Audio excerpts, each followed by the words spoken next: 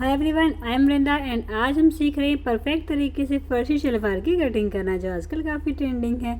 देखिए यहाँ पर जो हमने फैब्रिक लिया है उसकी विड्थ ज़्यादा है, बड़ा पन्ना करीबन 55 इंच के आसपास है। मैंने इसको डबल फोल्ड करके रखा है, तो मैंने पूरा फैब्रिक नहीं लिया इसमें, मैंने सिर्फ इसमें से 22 इंच के आसपास लिया है डबल में फोल्ड करके, जितना हमारा सिंगल अर्ज होता है नॉर्मली। ये बाकी मैंने फैब्रिक यहाँ पे एक्स्ट्रा छोड़ दिया है, 9.5-10 इंच के आसपास है ये। अब लेंथ में भी ये काफ़ी कम है, यानी कि 2 मीटर से भी थोड़ा कम ही है। तो बड़ा अर्ज है तो आपका 2 मीटर आपके लिए इनफ रहेगा। अगर आपका अर्ज कम है तो 2.25 या 2.5 मीटर, अगर आपका प्लस साइज है तो 2.5 मीटर तक आप आराम से लेंगे। लेकिन देखिए ये हमारा 2 मीटर से भी थोड़ा कम ही है, तो इनफ रहेगा। अगर आप बड़ा अर्ज है तो साइड से हमारी बेल्ट वगैरह ईजिली निकल जाएगी। फैब्रिक फोल्ड हम और भी कम ले सकते हैं, मैंने 22 इंच लिया है। अगर पतला साइज़ है, काफ़ी हिप साइज 32-34 तक का, तो 18 इंच काफ़ी रहेगा। अगर मीडियम हिप साइज है 36 से 40 तक है तो 20 से 22 इंच, और ज़्यादा हैवी है तो 24 इंच तक इनफ रहेगा। बस इतना ही फैब्रिक आप लीजिएगा। हमारे मेजरमेंट के अकॉर्डिंग मार्किंग करेंगे। 38 इंच का लंबाई है, 38 इंच का है, 5 इंच का बेल्ट रहेगा, 5 माइनस कर दीजिए, 33 इंच हो गया। तो 33 इंच का हमें नीचे वाला पार्ट तैयार चाहिए, तो 1 इंच एक्स्ट्रा 34 इंच पे हम मार्किंग करेंगे। लेकिन उससे पहले सबसे पहले नीचे फैब्रिक को हमें स्ट्रेट कर लेना है। यहाँ पर देखो मैंने मार्किंग खुली साइड से शुरू कर दी है, आप चाहे तो इन मार्किंग को नीचे से भी शुरू कर सकते हो, दूसरी बंद साइड से। उसमें फैब्रिक थोड़ा और ज़्यादा बचेगा और जॉइंट में बचेगा। एक सीधी मार्किंग कर दी, उसके बाद 0.75 इंच का मार्जिन रखते हुए हमने एक और मार्किंग दे दी है। ये बहुत ज़रूरी, ध्यान रखिएगा, कहाँ यूज होगी आगे देखेंगे। देखो थोड़ा सा चौक मेरा ज़्यादा मर्ज हो रहा है आपकी बार, बट फोकस करके देखोगे तो आपको दिख जाएगा इसलिए। ये 2 मार्किंग कर देनी है, पहले सीधे की है, उसके बाद 0.7 इंच का मार्जिन लिया है। अब लेंगे 34 इंच, 33 हमें तैयार चाहिए तो 1 इंच एक्स्ट्रा, 34 इंच पे मैंने ये मार्किंग कर दी है। इसको स्ट्रेट कर लेंगे पूरा। थोड़ा अलग तरीके बताऊंगी, जो स्ट्रेट सलवार है उससे काफ़ी मिलती है ये 90%, बस कुछ चीज़ें अलग आएंगी इसके अंदर। हमारे नीचे जो मोहरी रहेगी वो 9.5 इंच की रहेगी, तो 1 इंच से 10.5 इंच, 10.5 इंच हमने यहाँ पर मार्किंग कर लेनी है। ये वाला हो गया पॉइंट। इसके बाद ऊपर आसन की मार्किंग करेंगे। आसन हिप डिवाइड बाय 4 आएगा, 40 का हिप साइज है, डिवाइड बाय 4 10 इंच। 10 इंच मेरा राउंड में आना चाहिए, तो मैं थोड़ा सा कम ले लूँगी यहाँ पे, 9-9.5 इंच तक इनफ रहेगा। 1.5 इंच आप यहाँ पे मार्किंग कर दीजिए, 1.5 इंच, और इसमें आप शेप डाल दीजिए। यानी कि जो राउंड में हमारा आना चाहिए ना, वो 10 इंच के आसपास ही आना चाहिए। कुछ हमारा ये यहाँ पर किनारे में निकल जाएगा, तो इस तरीके से राउंड लेना है। ऊपर आपको 1.5 इंच एक्स्ट्रा लेना है, थोड़ा सा कैमरे में नहीं दिखाई दिया, सॉरी उसके लिए।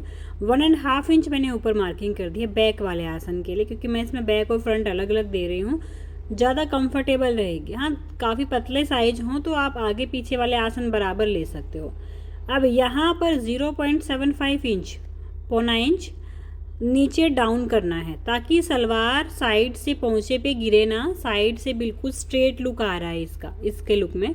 और ऊपर फिर आसन से उसको मिला देना है आपको यहाँ पर 1.5 इंच वाले पर। तो ये वाली मार्किंग हो गई कंप्लीट हमारी। अब ये वाला पॉइंट ध्यान से समझिए, क्यों लिया था हमने ये थोड़ा सा मार्जिन, क्यों छोड़ा था यहाँ पर। तो इसका रीज़न है ताकि बीच से सलवार हमारी उठे ना, तो हमने यहाँ पर इसको ऐसे तिरछा मिला देना है ऊपर इस लाइन पे। आसन वाली साइड जो आएगी वहाँ पर 0.75 इंच एक्स्ट्रा हो गया है। देखो ऐसे कटेगा ये वाला, तो ये तिरछा कर दिया हमने, जैसे पैंट में हमने किया था आधा इंच, तो यहाँ पे थोड़ा सा और ज़्यादा कर दिया, आधा भी कर सकते हो आप। इससे बीच में से ये कंफर्टेबल रहेगी, चढ़ने वाली दिक्कत आपको नहीं आएगी। नॉर्मल पट्टेला सलवार में ज़रूरत नहीं पड़ती इस चीज़ की, लेकिन इसमें बीच की सिलाई कम मिलती है तो हमें इसकी ज़रूरत पड़ेगी। अच्छे से परफेक्शन से बनेगी अगर ये आप करते हो तो थोड़ा कंफर्टेबल आपकी ज़्यादा होगी। अब इस मार्किंग को हम मिला देंगे ऊपर आसन के साथ में, ठीक है। ऐसे तिरछी कटिंग में ही इसका पहुंचा जाएगा, ऐसे तिरछी कटिंग में ही इसकी पेस्टिंग कटेगी। सब चीज़ें स्ट्रेट नहीं जाएंगे, थोड़ा तिरछी जाएंगे। अब ऐसे आपको शेप पर रखना है, लेग शेप पर हमने लिया है ये, और यहाँ पर ऐसे मार्किंग कर देनी है। ये जो लेंथ है हमारी वो 26 इंच के आसपास तो ज़रूर आनी चाहिए, उससे ज़्यादा आए तो अच्छी बात है, देखिए हमारी जो लेंथ आ रही है 28 इंच आ रही है लगभग, है ना, ठीक है।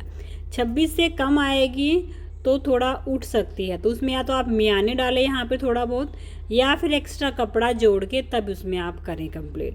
हाँ, अगर सलवार आपकी लेंथ ही बहुत कम है सलवार की आपकी, तो थोड़ा बहुत 24 तक भी आ सकती है, इतना चल जाएगा। लेकिन 20, 21, 22 आए तो समझ जाइए वहाँ पर आपको एक्स्ट्रा कपड़ा लगाने की ज़रूरत है।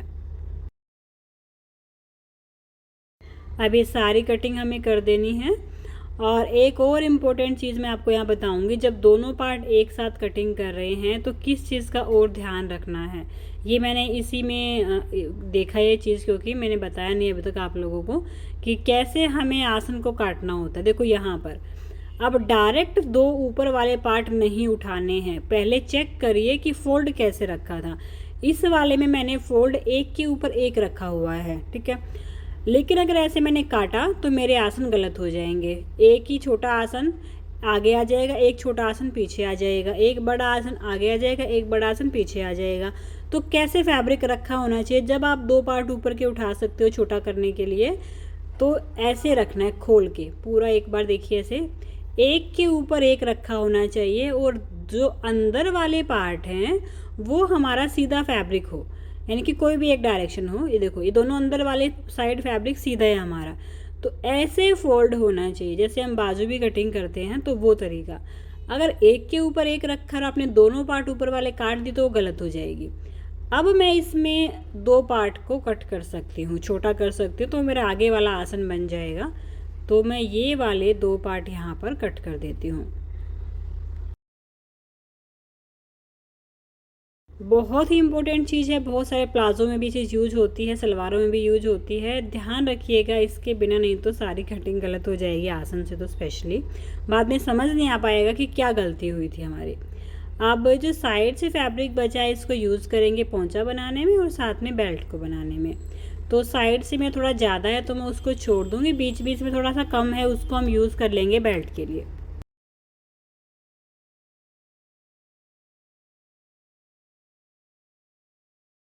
हमेशा जो सलवारें होती है मोस्टली में आप देखोगे जो भी आपका हिप साइज होता है उसमें 6 से 8 इंच की लूजिंग डलती है।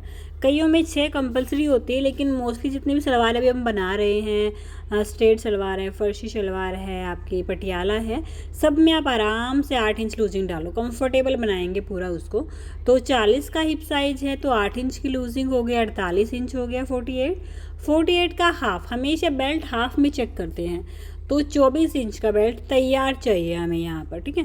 तो 24 इंच तैयार करने के लिए एक तरफ तो मेरा कपड़ा जुड़ा हुआ है, दूसरी तरफ मेरा कपड़ा ओपन है, तो आधा इंच यहाँ पर एक्स्ट्रा मार्जिन ले लेंगे। 24.5 इंच पे ये निशान लगा दिया, 24.5। 5 इंच का बेल्ट तैयार है, कम से कम 2.5 इंच एक्स्ट्रा ज़रूर लेना। अगर आप मार्जिन में ज़्यादा फोल्ड करते हो तो आप 3 इंच भी एक्स्ट्रा ले सकते हो यहाँ पर। तो जितना रेडी लेंथ आपको चाहिए उसमें से आप 2.5 से 3 इंच एक्स्ट्रा लीजिए। बेल्ट 5 इंच भी डाल सकते हो, 6 भी डाल सकते हो, जिसकी लंबी ज़्यादा शलवार हो वो 6 भी डाल ले, कोई दिक्कत नहीं है, ये चॉइस होती है अपनी। कई तो 4 इंच की भी डलवाते हैं, बट 5 से 6 का हम स्टैंडर्ड सा ही रखते हैं सबके साइज़ में।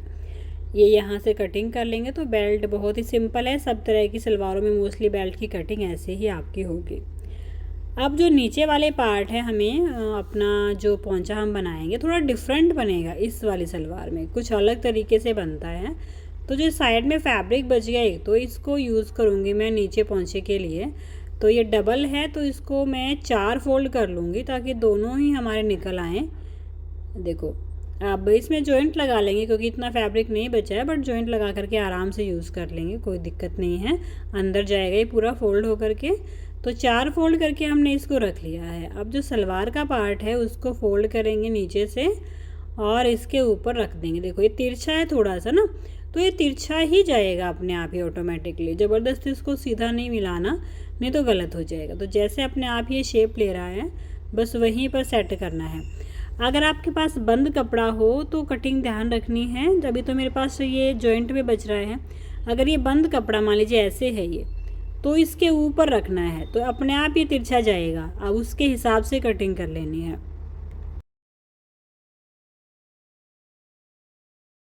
अभी मैं इसको डायरेक्ट रख रही हूँ इसके ऊपर, और एक तरफ से खुला कपड़ा है तो आधा इंच वहाँ पे मार्जिन ले लेंगे सिलाई के लिए। बाकी एज इट इज़ जो भी इसके अंदर शेप है वो पूरा का पूरा हमें ड्रॉ कर लेना है। ये यहाँ से इसको बराबर करेंगे, ये आधा इंच एक्स्ट्रा हो गया इधर, और इसकी कटिंग कर देंगे। यहाँ सीधा कपड़ा नहीं लगाना, ध्यान रखिएगा, जो शेप में है वैसा का वैसा शेप रखेंगे। हाँ, नीचे कोई एम्ब्रॉयडरी आ गई जिसमें आप तिरछा नहीं ले सकते तो ना करें उसमें, फिर आप डायरेक्ट ले सकते हो, लेकिन प्लेन फैब्रिक है तो हम कोशिश करेंगे जितना हो सके इसको कंफर्टेबल बनाने के लिए। थोड़ा सा ट्रिम कर रही हूँ यहाँ पर, बस इतना सा ही। बाकी यहाँ से थोड़ा एक्स्ट्रा काट रहे, बाद में जब जॉइंट लग जाएगा तो देख लेंगे, एक्स्ट्रा निकलेगा तो कट कर देंगे। अब इसको हम ऊपर वाले पार्ट को हटा देते हैं और इसमें दोबारा से एक बार मार्किंग, देखो मेरा आ रहा है 6 इंच के आसपास, थोड़ा सा कम है तो इतना ही यहाँ से ले लेना है। इन दोनों मार्किंग को आपस में मिला देंगे और जो भी हमारा एक्स्ट्रा है यहाँ पर उसकी कटिंग कर देंगे। सीधा भी ले सकते हैं ऊपर से, तो ऐसा नहीं है कि हम शेप में ही लें, नीचे वाली शेप ज़रूरी है। अब इसी को ध्यान में रखते हुए 6 इंच के आसपास ये है तो पहुंचा आ जाएगा 5 इंच के आसपास, इससे 1 इंच कम आएगा चौड़ाई में, तो 5 इंच का जो है स्टैंडर्ड सा साइज इसमें बहुत रहेगा।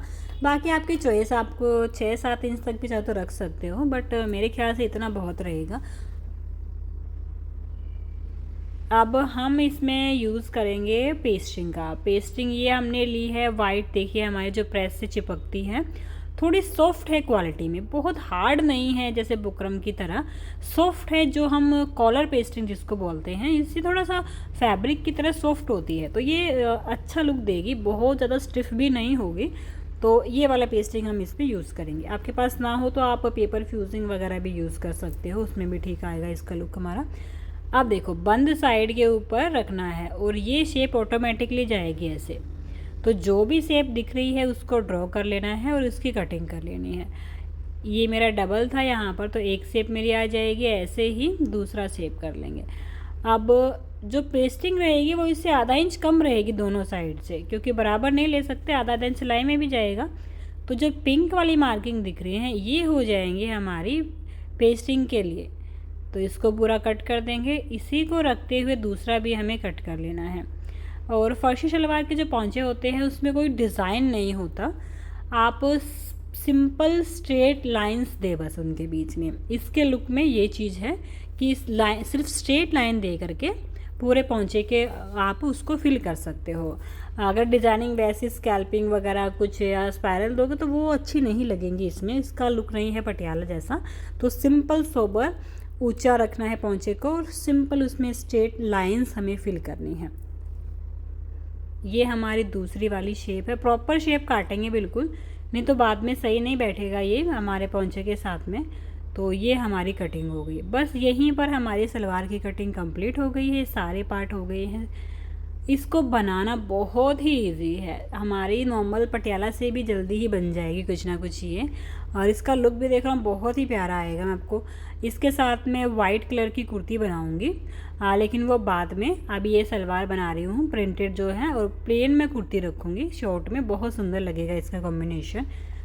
देखो ऐसे ये चिपकनेगी, अभी जो ये चिपकेगा ना ये मेन फैब्रिक पे चिपकेगा, यहाँ पर डायरेक्ट सलवार वाले फैब्रिक पर ये पेस्ट होगा, देखो इस तरीके से आएगा।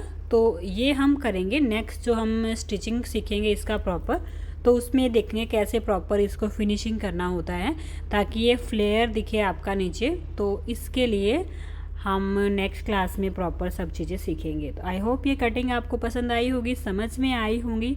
फिर भी कुछ समझ में ना आए तो आप हमारे साथ डिस्कस कर सकते हैं।